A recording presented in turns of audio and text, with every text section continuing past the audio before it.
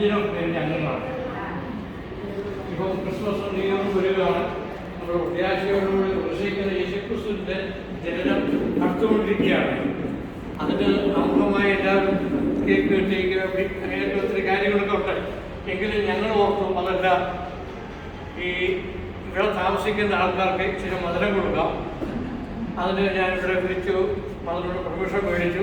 അങ്ങനെ 10:30 സമയം ഞാൻ വന്നു. അതിനാണ് ഞങ്ങൾ വന്നിരിക്കുന്നത്.